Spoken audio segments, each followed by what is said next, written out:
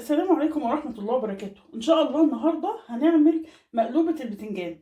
عايزين نعرف المقادير بتاعتها عبارة عن إيه. عندي كمية من الفراخ. طبعا أنا عندي فراخ مقطعة بالشكل ده، وعندي بصل متقطع جوانح، وبتنجان طبعا مقطعاه برضو بالطول كده، وعندي بطاطس مقطعة ترانشات.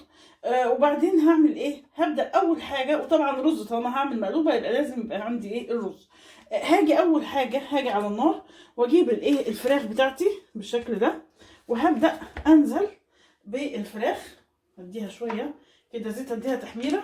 تمام، اديها زيت وانزل بالايه بالفراخ بتاعتي اهي. هفتح طبعا النار، انا عايزه ادي للفراخ ايه يعني تحميره اهي. طبعا الفراخ مغسوله ونظيفه كويسه، تمام، غسلاها كويس جدا بالخل. تمام، هنزل بالفراخ بتاعتي بالشكل ده. تمام، وبعدين هعمل ايه؟ هنزل بقى عليها بورق الغار، ورق اللورة اهي. هنزل بالايه بالحبهان. تمام، 3 4 فصوص من الحبهان كده عشان ده اللي بيديها طعم. وهنزل بالايه بالقرنفل، برضه كام حبه من القرنفل كده اهي عليها، برضه دي بتديها طعم. وهنزل عليها بالايه بالبصل. طبعا الاول قبل ما انزل بالبصل هديها تحميره الاول كده في الزيت على ايه الحله. تمام، هديها تحميره الاول، يعني هديها وش كده تحميره. تمام، شايفين ان بحمر البصل الفرخه بتاعتي. تمام، بس في نفس الوقت انا هفتح على الزيت، هفتح على الطاسه في الزيت عشان اقلي البطاطس والبتنجان والايه والبصل بتاعي.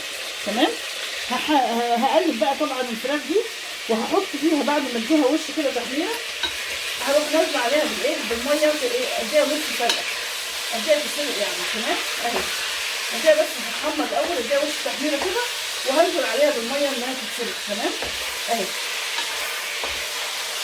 هحمر الفرخه شويه كده تحميره، وبعدين هنزل عليها بالميه عشان تتسلق. هاخدها بصلايه واسيبها تتسلق، وفي نفس الوقت هبدا اقلي هنا الايه في الزيت. هبدا اقلي الايه البطاطس والبتنجان والبصل بتاعي. كمان البصل بتاعي في حاجه، انا هحط البصل رشه من الايه من النشا. هجيب النشا بتاعي واديها رشه كده. ليه؟ علشان النشا ده اللي هخليها يعني تحمر، هخليها تحمر. اديها رشه من النشا كده في البصل الجوانح. تمام، وهخليها ايه تحمر. هبدا بقى اقلب الحاجات دي كلها. تمام، هذه البطاطس والبتنجان، وبعدين هنشوف هنعمل ايه. بعد ما اديتها وش تحميره احط لها بقى البصلايه وانزل عليها بالايه بالميه واسيبها تتسلق اهي. هنزل عليها بالميه واسيبها بقى ايه تتسلق، احطها رشه فلفل اسود واسيبها تتسلق. في نفس الوقت انا بدات احمر اهو البطاطس، وبعد كده هنزل بالبتنجان علشان ايه اقليهم. تمام، هحط لها رشه فلفل اسود كده اهو. تمام، وهسيبها بقى ايه تاخد وتدي مع بعضها شويه. هاجي دلوقتي بقى ايه عشان ابدا اعمل ايه المقلوبه. هجيب الرز طبعا مغسول. تمام، وبعدين هبدا املحه واحط له ملح وفلفل اسود وكركم. ادي الملح. تمام، احط له ملح، هحط له فلفل اسود وكركم. لو عندك بهارات كمان حطيها. تمام، اهو رشه فلفل اسود وايه ورشه من الكركم، وهقلب الكلام ده كله في بعض. تمام اهو، ادي ده الرز. تمام، هقلب الرز طبعا بالايه بالبهارات اللي انا حطاها فيها.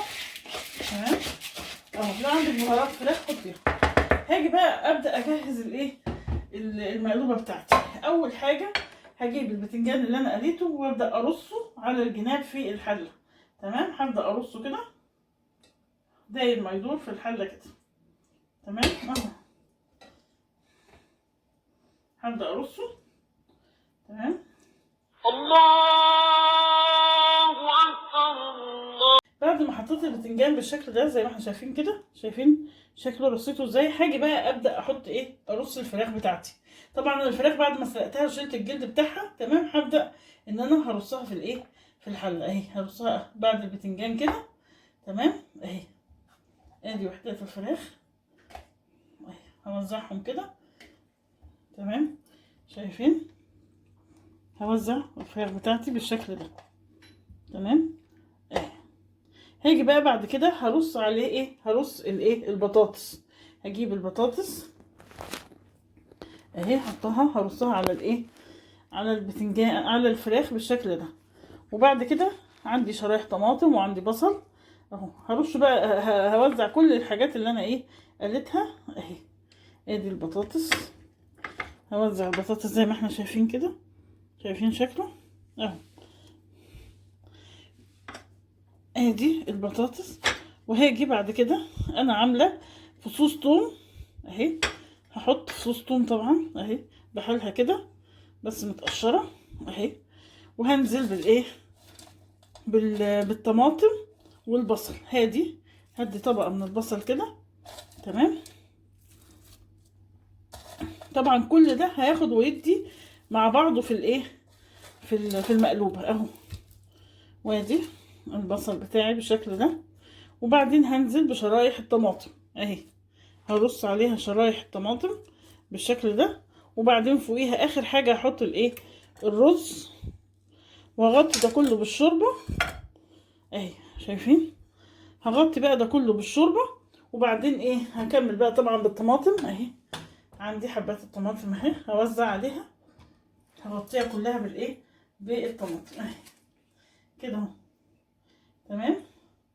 بس بعد ما عملت الطماطم ده هنزل بالرز فوق الايه البتنجان. طبعا هقسم، هوزع الايه الخليط طبعا اللي هو البهارات والملح والفلفل الاسود اهي، واوزعها عليها على وشها كده تمام بالشكل ده.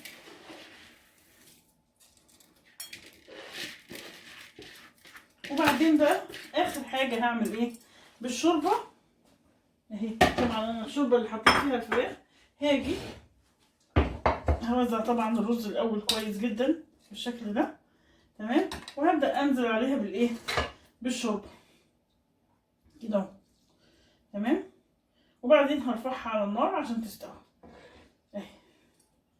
هبدا بقى احط الايه الشوربه بالشكل ده تمام. وبعدين هرفعها على النار. بعد ما احط الشوربه هرفعها على النار تمام اهي. طبعا الحبهان والقرنفل ده هرفعه من الايه من الشوربه عشان ما خلاص هو خد الشوربه واخده طعم الحبهان والقرنفل وخلاص تمام. هرفعه طبعا من الايه من الرز بس كده اهو. وبعدين هرفعه على النار تمام. بس كده هنسويه ونرجع هنشوف شكله ازاي. شايفين شكلها بعد ما خلصت عامله ازاي وجميله قد ايه.